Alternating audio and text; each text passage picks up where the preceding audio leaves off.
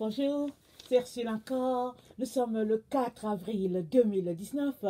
Alors, je viens sonner la trompette cet après-midi encore et je viens nous encourager à garder les yeux fixés sur la parole de Dieu. Jésus-Christ, c'est lui la parole, mais nous avons en main la Bible. Alors, si tu es quelqu'un qui lit constamment, fréquemment ta Bible à tout moment et tout, sache que les écailles tomberont de tes yeux et tu verras comme Jésus-Christ te voit. Mais si tu es quelqu'un plutôt qui passe ton temps à lire des documents, des écrits universitaires, peu importe, alors tu ne fais que mettre des couches et des couches de noirceur à ta vision. Alors moi, je viens t'encourager à choisir la bonne part comme Marie qui a choisi la bonne part. Quand sa sœur Marthe est allée se plaindre chez Jésus-Christ, lui disant, écoute, parle à ma sœur, parce qu'elle était en train de faire les travaux de cuisine. Jésus-Christ lui a dit, Marthe, Marthe, tu t'inquiètes pour vraiment ce qui n'est pas utile. Marie a choisi la bonne part. Alors, je ne sais pas s'il l'a dit exactement comme ça, mais l'idée globale, c'était ça. Marie a choisi la bonne part parce que Marie s'asseyait au pied de Jésus pour recevoir les enseignements du Seigneur. Alors, ça, c'est très, très important. Alors, je viens nous encourager à être des personnes qui étudient leur Bible, qui se mettent au pied de la croix, au pied de Jésus-Christ, et que nous puissions scruter les Écritures pour savoir à quel temps nous sommes et qu'est-ce que les Écritures disent. Amen. Alors, aujourd'hui, je viens parler de « Aurais-tu perdu ta Bible ?» Aurais-tu perdu ta Bible? Vous savez, souvent, quand on va dans les bibliothèques des chrétiens, souvent, il y a plusieurs versions des Bibles. Il y a des personnes qui vont te dire, ah, moi j'ai 10 versions de Bible. Il y a d'autres qui vont te dire, ah, moi j'ai ceci, j'ai cela. Mais, est-ce que tu lis ta Bible? Parce que si tu ne la lis pas, tu es semblable à la personne qui n'a pas de Bible. Et ou bien, si tu la lis, vraiment d'une manière croche, ou bien d'une manière vraiment orientée vers un enseignement qui porte par exemple sur la prospérité, qui porte par exemple sur la délivrance des démons, etc., etc., alors tu es comme quelqu'un qui a perdu ta Bible. Parce que la Bible, c'est la parole de Dieu. La Bible, elle nous a été donnée comme un GPS par le Seigneur. Nous savons que quand on a un GPS, ça nous conduit à bon port. Alors, dès que tu entres dans ta voiture, tu mets l'adresse d'où tu pars et tu mets l'adresse où tu dois arriver, le GPS va te dire quel chemin prendre. La Bible, elle joue ce rôle-là. Plus même, la Bible est un thermomètre parce que la Bible te dit quelle est la température spirituelle. Alors quand tu lis la Bible, tu te rends compte que tu es vraiment dans un temps de sécheresse spirituelle, ou bien tu te rends compte que tu es vraiment dans un temps où vraiment c'est le temps de pluie, un temps d'abondance spirituelle, tu le sais, mais il faut que tu lises ta Bible. Alors, la Bible est un météorologue, parce que quand tu lis la Bible, tu sais quelle est la tendance du ciel. Est-ce qu'il va pleuvoir? Est-ce qu'il va neiger? Spirituellement, tu le sais. Alors, si tu es quelqu'un qui lit ta Bible, tu devrais savoir qu'on est dans le temps qui annonce la venue de notre Seigneur. Si tu ne le sais pas, alors pose-toi des questions. Est-ce que tu lis ta Bible?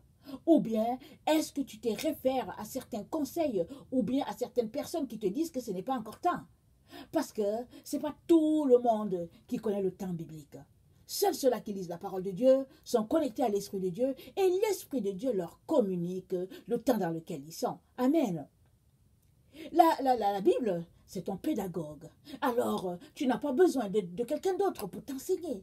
Parce que le Saint-Esprit est là. Là où il y a la parole de Dieu, le Saint-Esprit est là pour t'enseigner. Si du moins tu es ouvert au Saint-Esprit. Mais si tu es comme certaines personnes qui disent que « Oh non, nous n'avons pas besoin du Saint-Esprit, il a déjà été donné à la première Pentecôte, on n'a pas besoin. » Alors, ta Bible est une lettre morte pour toi. Normal que tu sois comme quelqu'un qui a perdu sa Bible. Et finalement, tu es là, tu es perdu, tu ne sais pas où te tourner. Et pourtant, tu as plusieurs Bibles. Et pourtant, tu as la Bible en main que tu lis. Et pourtant, tu vas à l'église. Tu as la Bible, mais tu es exactement comme la personne qui a perdu sa Bible. Alors, qu'est-ce qu'il faut faire? Il est important de lire la Bible maintenant plus que jamais. Parce que les cieux sont ouverts pour nous enseigner. Parce que nous sommes dans le temps de l'arrière-pluie et Dieu a promis qu'il va répandre sa bénédiction en abondance sur la terre. Mais, si tu ne la cherches pas, bon, tu ne te plaindras pas. Amen. Alors, vous savez, au début, la Bible avait plusieurs livres. Elle n'avait pas juste 66 livres. Elle avait plusieurs livres. Ils nous ont fait sauter plusieurs livres. Par exemple, ils ont enlevé le livre d'Enoch. Ils ont enlevé, par exemple, le livre d'Enoch qui parle de la fin des temps. Enoch, le premier homme qui a été enlevé. Ils ont enlevé le livre de Suzanne. Suzanne, ça faisait partie du livre de Daniel. Alors Suzanne, c'est cette femme de foi-là qui s'est tenue devant deux sacrificateurs qui l'ont accusée parce qu'ils voulaient abuser d'elle sexuellement. Elle a dit non. Alors ils l'ont accusée. Alors que Suzanne était sur le point de passer, d'être pendue, je pense. Alors le Seigneur a intervenu par une révélation par la bouche de Daniel et il a été vraiment révélé que Suzanne n'avait rien fait et puis ces détracteurs, c'était ces deux sacrificateurs-là et c'est eux qui ont mérité la mort. Il nous a enlevé le livre de Suzanne. Pourquoi? Parce que Suzanne, c'est un livre de foi. Suzanne, c'est un livre où tu te tiens devant Dieu et tu invoques l'Éternel et tu te tiens tranquille et le Seigneur lui-même va combattre pour toi afin que tes détracteurs soient pointés et que tes détracteurs soient vraiment découverts et que vraiment ton innocence soit prouvée. Amen. Alors, Baruch était aussi là, on nous a enlevé le livre de Baruch. Alors que Baruch, c'est le secrétaire de Jérémie. Nous avons dans notre Bible le livre de Jérémie, mais nous n'avons pas le livre de Baruch. Baruch a beaucoup parlé de la fin des temps dans ses livres, mais on nous l'a enlevé. Nous avons le livre de sagesse de Salomon. On nous a mis certains livres comme l'Ecclésiaste, comme les Proverbes, mais on ne nous a pas tout mis. On a enlevé certains livres parce que dans les livres de sagesse de Salomon, il nous est aussi relaté le comportement de certaines personnes qui, au fait, se sont tournées vers la gloire des hommes, qui se sont tournées à manger la chair humaine, à boire le sang humain, parce qu'ils se sont détournés de Dieu. Et le livre de sagesse de Salomon parle de tous ces grands-là qui, au fait, font loi sur la terre, mais qu'il y a un délivreur, il y a un libérateur qui arrive, qui va délivrer son peuple de toutes ces personnes-là. Et le livre de Salomon, de sagesse de Salomon, est rempli de sagesse, mais ils nous l'ont enlevé. Et ils nous ont donné 66 livres. 66 livres, pourquoi? Parce que ça réfère à ce qu'eux, ils pensent que ça va les arranger. 66 livres, comme le 666 de la fin des temps. C'est ça qu'ils ont fait. Mais gloire à Dieu, on a 66 livres. Alors, ils ont enlevé tous les livres qui peuvent nous réveiller, qui peuvent nous dire, hey, dans quel temps nous sommes. Ils nous l'ont enlevé. Mais il y a quelqu'un, Daniel. Daniel, le livre de Daniel nous est laissé. Et Daniel était en Babylone. Il était là. Et la prophétie, je pense qu'elle avait été donnée par Jérémie. Alors la prophétie disait que après 70 ans, Dieu ramènerait son peuple sur la terre. Alors Daniel s'est rendu compte que les 70 ans étaient passés.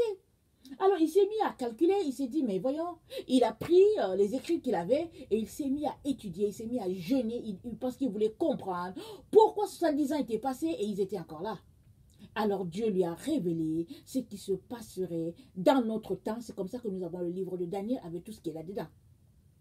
Alors nous avons plein de livres, même si nous ont retiré plein de livres qui parlent de la fin des temps, nous avons encore d'autres qui sont là dans la Bible, qui vraiment nous relatent que le Seigneur Jésus-Christ arrive et nous sommes dans ce temps-là. Alors, qu'est-ce que toi tu fais pour vraiment savoir dans quel temps tu es? Qu'est-ce que tu fais? Est-ce que tu es là? Tu attends que les gens t'enseignent? Ou bien est-ce que tu es là? Tu écoutes ce que d'autres personnes disent, entre guillemets, les spécialistes de la parole? Est-ce que tu les écoutes? Ou bien est-ce que tu prends ta parole, la Bible que Dieu t'a donnée, et tu t'en vas dans un coin et tu cherches la face de Dieu pour comprendre dans quel temps nous sommes? Est-ce que tu prends la parole pour chercher où est la part qui te revient là-dedans? Parce que nous sommes dans le temps où les enfants de Dieu seront révélés.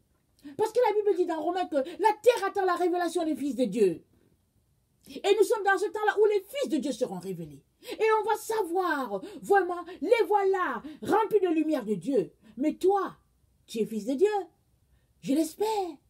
Alors, qu'est-ce que tu fais pour savoir quelle est la part qui est la tienne dans la Bible? Parce que si tu ne fais rien, rien ne viendra à toi. Parce que Jésus-Christ a dit quoi? Cherchez et vous trouverez, frappez et l'on vous ouvrira, demandez et vous recevrez. Il est donc important que tu cherches. Et quand on cherche comme on cherche l'or. Est-ce que vous avez déjà vu les gens chercher les objets précieux? Est-ce que vous avez déjà vu des reportages où vous voyez des jeunes qui sont là dans l'eau en train de chercher de l'or et puis tu t'arrêtes, tu te dis, mais voyons, Mais qu'est-ce qui va leur arriver? Est-ce que cette eau-là n'est pas poreuse, etc., etc. Mais ils sont en train de chercher, ils cherchent de l'or. Ils veulent un peu d'argent. La Bible nous dit de chercher la sagesse comme on cherche un objet précieux. Mais est-ce que tu prends ce temps-là pour chercher ce que Dieu a dit? Prends-tu ce temps-là pour chercher le temps dans lequel tu te trouves? Ou bien es-tu simplement un chrétien qui est là et qui attend qu'on te dise dans quel temps on est, qui attend qu'on te dise mange et tu manges, qui attend qu'on te dise assois-toi et puis t'assois? Alors, qu'est-ce que tu fais de ta Bible? J'aimerais vraiment venir susciter en toi quelque chose de très important que le Seigneur lui-même nous a recommandé. Alors, dans notre temps, nous faisons partie à une génération qui est non seulement remplie d'idées du monde, qui est non seulement remplie de tiédeur, mais au fait, qui nous font croire que, au fait, le temps est encore lointain, et que nous avons tout le temps de nous préparer, et que bon, vraiment, l'avenir est devant nous, etc., etc. Mais Dieu nous dit que nous sommes dans le temps où nous allons le voir. Alors, excusez-moi, je tourne ma parole. J'aimerais nous inviter à lire Matthieu 23, les versets 1 à 12. Parce que si tu es quelqu'un qui passe ton temps à juste à écouter ceux-là, les leaders qui se sont appointés sur ta vie, tu auras des sérieux problèmes. Et quand tu te retrouveras devant Dieu et qu'il te posera les questions, tu ne lui diras pas que « Oh, c'est tel leader qui était sur ma vie qui a dit ceci. » Écoute, quand Dieu a demandé à Adam, qu'est-ce qui s'est passé? Adam a dit que c'est Ève. On a demandé à Ève qu'est-ce qui s'est passé, elle a dit que c'est le serpent. Parce que chacun passera devant Dieu pour répondre à sa présence sur la terre. Parce que nous sommes des êtres humains faits à l'image de Dieu. Et Dieu nous a laissés sur cette terre-là pour que nous puissions répandre sa gloire sur la terre. Alors, si tu en es conscient, il est donc important que tu sois violent pour saisir ce qui t'appartient. Parce que le royaume de Dieu appartient aux violents. Si tu n'es pas violent, tu ne peux pas avoir ton royaume. Mais évidemment, ce n'est pas le violent en prenant des fusils, en prenant des bâtons et tout, non. Violent spirituellement. Amen. Alors, aujourd'hui, avant qu'on lise ce passage-là, si vous regardez bien, on dirait que tout autour de nous se fait comme dans le système de pyramide. Alors, dans le monde, il y a un système de vente qui est sorti depuis quelques années. Alors, c'est un système de pyramide. Alors, il y a quelqu'un qui est au top, et en dessous, il y a d'autres personnes, et en dessous, il y a d'autres personnes, etc., etc. Et puis, ça fait une pyramide. Et certains s'en sortent comme ça, et d'autres ne s'en sortiront jamais. Alors, c'est comme ça que le système fonctionne monétairement dans plusieurs entreprises, à certains endroits. C'est le même système qui est aussi à l'église, mais c'est de façon subtile. Alors, on est là, on est tous des enfants de Dieu, mais il y a certains qui se sont appointés des leaders au-dessus des autres, et en dessous, ils mettent certaines d'autres personnes, et en dessous, ils mettent d'autres personnes, tellement en train d'écraser le peuple de Dieu. Si bien que les enfants de Dieu sont là, perdus, incapables de sortir de tout ce poids-là sur eux, parce qu'eux, ils ne cherchent qu'à connaître leur Dieu.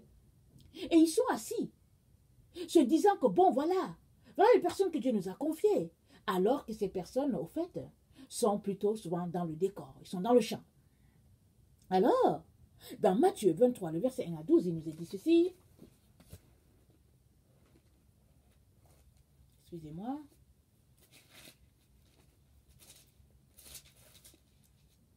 Matthieu 23, le verset 1 à 12. Alors Jésus parlant à la foule et à ses disciples dit, « Les scribes et les pharisiens sont assis dans la chair de Moïse. Faites donc et observez tout ce qu'ils vous disent, mais n'agissez pas selon leurs œuvres, car ils disent et ne font pas. Ils lient les fardeaux pesants et les mettent sur les épaules des hommes, mais ils ne veulent pas les remuer du doigt. Ils font toutes leurs actions pour être vus des hommes. Ainsi, ils portent des larges filatères et ils ont de longues franges à leurs vêtements. Ils aiment la première place dans les festins et les premiers sièges dans les synagogues. Ils aiment à être salués dans les places publiques et être appelés par les hommes Rabbi, Rabbi. Mais vous, ne vous faites pas appeler Rabbi, car un seul est votre maître, et vous êtes tous frères. Et n'appelez personne sur la terre votre père, car un seul est votre père, celui qui est dans les cieux. Ne vous faites pas appeler directeur, car un seul est votre directeur, le Christ. Le plus grand parmi vous sera votre serviteur. Quiconque s'élèvera sera abaissé, pardon, et quiconque s'abaissera sera élevé. Donc voilà, Jésus a été clair. Il ne nous a pas caché comment nous comporter dans sa maison. Il a dit, mais vous, ne vous faites pas appeler rabbi. Un seul est votre maître, parce que vous êtes tous frères. Ne vous faites pas appeler père, car un seul est votre père, celui qui est dans les cieux. Ne vous faites pas appeler directeur, car un seul est votre directeur, et c'est le Christ. Alors, est-ce que tu vois Christ dans les personnes qui disent qu'ils sont tes leaders? Est-ce que tu vois Christ? Si tu ne vois pas Christ, alors je viens t'annoncer que tu n'es qu'en train de pratiquer de l'idolâtrie. Parce que un leader appointé selon Jésus-Christ n'est qu'un bon berger et quand les gens le regardent, les gens voient Christ. C'est tout. Si tu regardes ton leader et que tu ne vois pas Christ, alors il est important que tu te réveilles et que tu te poses des questions. Parce que Jésus-Christ a dit, Dieu est votre rabbi, Dieu est votre père, pardon, et Jésus-Christ c'est lui, votre maître, et votre directeur c'est Jésus. Parce que tout doit être centré en Christ. Christ est tout et en tout. Il est le centre, il est tout, il est la tête, il est tout pour toi. Si, autour de toi, tu fonctionnes dans un milieu, avec des gens qui, au fait, font, comment on appelle ça, une sorte de séduction, te faisant croire qu'ils marchent selon Christ, mais ils ne sont pas en train de marcher selon Christ, alors le péché, c'est pour toi. Eux, ils sont déjà condamnés devant le Seigneur, mais toi, c'est ta responsabilité de savoir si ces personnes-là, qui se réclament de Christ, font vraiment ce que Christ leur a demandé. Parce que tu ne te retrouveras pas, devant le Père pour dire que oui, tel a dit que. Il va faire exactement ce qu'il a fait à Adam et Ève. Et au serpent, chacun a été appelé pour rendre compte de ce qui s'est passé avec lui. Amen. Alors, il est important que tu te lèves maintenant pour dire non au socialisme. Parce que tout autour de nous, ce n'est que du socialisme. Alors, sur le monde financier, on essaie de faire les choses en pyramide, tout est dressé en pyramide, de façon peut-être subtile dans certaines organisations, mais c'est ça. Mais dans l'église, c'est encore plus subtil. Tu as l'impression que vous êtes en train de faire le travail de Dieu, on place tel un peu, il y a telle hiérarchie, on place, mais non, on est tous au service du Seigneur. Si Dieu t'appelle toi à faire le ménage, tu n'es pas plus petit que l'autre qui est là en avant en train de prêcher. Si Dieu t'appelle à laver les casseroles, tu n'es pas plus petit que celui-là qui s'en va, par exemple, visiter les malades. Nous sommes tous en Christ, un comme une seule personne. C'est à ça que Dieu nous a appelés. Mais maintenant, si tu as perdu ton GPS, qui est la Bible, normal que tu te retrouves sous le fardeau, le poids de personnes qui ne font que t'écraser, te faisant croire des histoires que Jésus-Christ n'a jamais dit. Et il est donc de ton ressort de te réveiller, parce que si tu n'es pas capable de tenir devant les hommes maintenant, ce n'est pas devant l'Antichrist que tu vas pouvoir tenir. Et d'ailleurs, toutes les églises, les dénominations sont en train de préparer leurs fidèles à être des adeptes de l'Antichrist. Non seulement ils nous ont entraînés dans les églises dans la tiédeur spirituelle, mais ils sont en train de préparer une génération qui va prêter allégeance à la bête. Il est très important que tu saisisses cela et que tu te réveilles. Si tu es encore en train de dormir, si tu es encore en train de te dire que c'est lointain, réveille-toi maintenant. Parce que le jour où tu décideras de te réveiller, il sera trop tard pour toi. Ils seront à ta porte. Et ils rempliront des cargos, des camions de personnes. Vraiment, on les amènera vraiment dans des endroits où ils ne pourront plus s'en sortir. On leur fera exactement comme ce que Hitler a fait aux Juifs et à tous ceux-là qui logeaient les Juifs et à tous ceux-là qu'ils ne désiraient pas. Tous les malades, tous ceux-là que Hitler ne voulait pas, on les prenait dans des camions et des cargos, on les laissait quelque part, on les dépouillait de tout, de toute leur humanité et après on les brûlait au crématoire. C'est ça qui va arriver bientôt dans cette génération. Je ne me laisserai jamais de te le dire afin que tu puisses te réveiller et que tu puisses réveiller les autres. Nous sommes la génération qui allons voir le Messie venir dans toute sa gloire. Nous sommes la génération qui allons passer par beaucoup de choses et il est important que tu te réveilles maintenant. Parce que si tu es réveillé, tu pourras te tenir comme Daniel s'est tenu. Quand on a jeté Daniel à la fosse au lion, le lion ne l'a pas touché parce que la gloire de Dieu était avec lui. Quand on a mis Shadrach, Meshach, Abednego dans le feu ne les a pas brûlés parce que Dieu était avec eux. Jésus-Christ était là-dedans avec eux. On a mis 3 personnes, mais le roi a vu une 4e personne qui marchait avec eux. Il disait comme un fils de Dieu. Jésus était là avec eux. Mais c'était des personnes qui craignaient l'Éternel, qui priaient l'Éternel, qui le révéraient. Mais si toi, tu marches aujourd'hui dans la tiédeur et que tu dépends des humains, alors il y a problème pour toi. Réveille-toi, c'est le temps.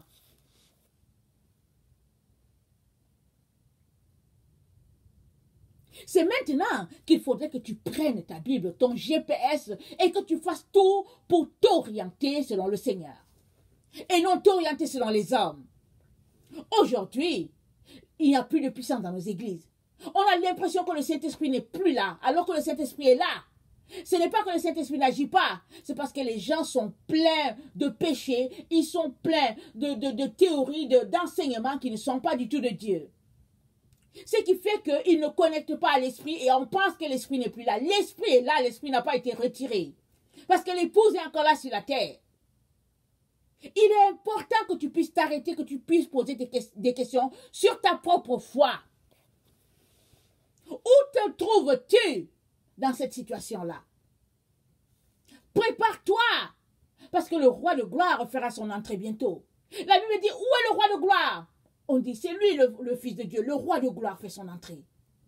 Il est important que tu puisses saisir cette vérité-là. Parce que tous ceux-là qui se comportent en ennemis de la croix aujourd'hui, en tout cas, ils fléchiront le genou devant le Seigneur Jésus-Christ, mais il sera trop tard pour eux. Parce qu'à la mort, tout le monde est croyant à la mort. Maintenant, il y a des gens qui disent, oh, je ne crois pas. Oh, je ne crois pas, je ne crois pas. Mais à la mort, tout le monde est croyant. Seulement qu'ils ne peuvent plus revenir pour se repentir devant le Seigneur. Ils ne peuvent que fléchir le genou, mais il sera trop tard pour eux. Mais toi, alors que tu fléchis le genou aujourd'hui, ce jour-là devant le Seigneur, tu te réjouiras parce qu'il dira, bon et fidèle serviteur, entre dans la joie de ton maître. Mais c'est maintenant qu'il faut que tu prennes ton GPS qui est la Bible, que tu puisses l'étudier. Et que tu te fermes à tous ces enseignements-là qui sont les enseignements d'humains, des personnes qui n'ont même pas le Seigneur, des formations, des Illuminati, n'importe quelle personne qui se tient devant toi pour te donner un enseignement alors que ce n'est pas l'enseignement de Dieu. Il est important que tu examines tout enseignement pour savoir si c'est de Dieu ou pas. L'heure n'est plus à l'amusement. L'heure n'est plus vraiment à la distraction. Il est important que tu prennes au sérieux ton salut. La Bible dit, travaillez à votre salut avec crainte et tremblement. Parce que tous les ennemis de l'agneau passeront au cachot, ils passeront au feu éternel. Ça c'est dit. Il est important que maintenant, tu crains l'Éternel et que tu trembles devant lui. Ne pense pas que oui, ce jour-là, Jésus-Christ aura pitié de toi et que tu vas venir négocier. On ne négocie pas ce jour-là. C'est maintenant qu'on négocie. En prenant sa Bible, en mettant les genoux au sol. Pour invoquer le nom de l'Éternel. Pour se repentir de notre comportement que le Seigneur n'aime pas.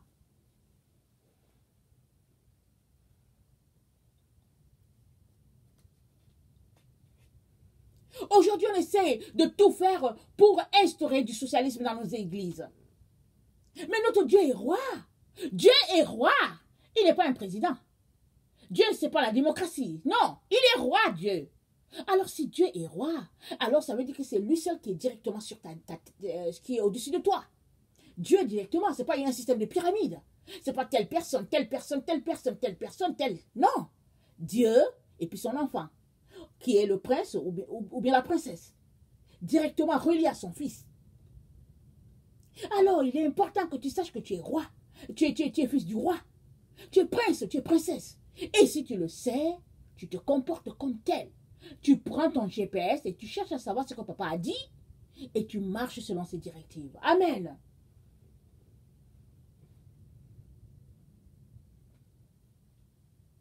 Que le Seigneur nous donne de nous réveiller afin de ne pas vraiment faire partie de leur boucherie. Ils sont en train de préparer la planète Terre à une boucherie. On va faire passer tout le monde. Ils sont en train de se préparer. Mais tous ceux-là qui se sont réveillés aujourd'hui ne passeront pas là. Parce que Dieu dit quoi? Parce que tu as gardé ma parole, la parole de la persévérance. Je te garderai aussi à l'heure de la tentation qui va venir sur le monde entier, afin d'éprouver les habitants de la terre. Apocalypse 3, verset 10, c'est ça qui est dit. Maintenant, réveille-toi, car c'est l'heure du réveil. Amen. Que le Seigneur te donne de saisir cette parole-là, de la digérer et de faire vraiment que tu puisses changer de comportement et de raisonnement. Et que tu puisses connecter parfaitement à ton Seigneur via le Saint-Esprit qu'il nous a donné. Amen. Si tu es quelqu'un qui ne connaît pas le Seigneur Jésus, je viens te dire que Jésus-Christ est mort pour toi. Il est mort pour réconcilier l'humanité à Dieu le Père. Tous les gens là qui disent qu'ils sont des prophètes et qu'ils peuvent t'aider sont des menteurs. Personne ne peut t'aider à aller au ciel. Jésus-Christ, c'est le Fils unique, le seul qui peut t'aider. Je t'encourage à le chercher, à l'inviter dans ta vie. Tu ne le regretteras pas. Tu seras heureux de savoir que tu as connecté au Fils de Dieu, mais au Sauveur du monde. Et il sera ton Seigneur. Amen. Que le Seigneur vous bénisse, qu'il vous donne de saisir cette vérité-là et de l'appliquer à votre vie. Amen. Soyez bénis. Je vous aime beaucoup et Dieu davantage. Merci.